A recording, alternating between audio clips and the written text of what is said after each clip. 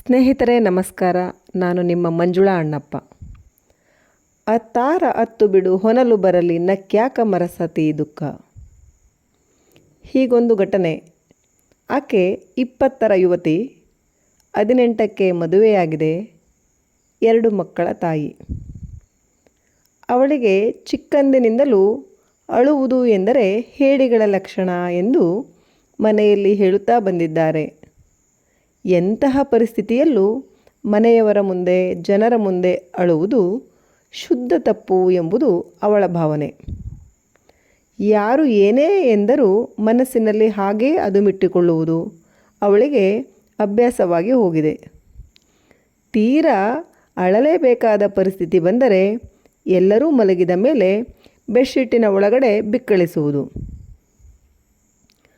ಅವಳು ದುಃಖವನ್ನು ಹಿಡಿದಿಟ್ಟು ಮದುವೆಯಾದ ನಂತರ ಗಂಡ ಹೆಂಡತಿಗೆ ಸಣ್ಣ ಪುಟ್ಟ ಭಿನ್ನಾಭಿಪ್ರಾಯ ಬಂದರೂ ಅದನ್ನು ಹೊರಹಾಕದೆ ಆ ಕೋಪವನ್ನು ಮಕ್ಕಳ ಮೇಲೆ ಹಾಗೂ ತನ್ನ ಮೇಲೆ ಪ್ರಯೋಗಿಸಿ ಸಾವಿನ ದವಡೆಗೆ ಸಿಲುಕುತ್ತಾಳೆ.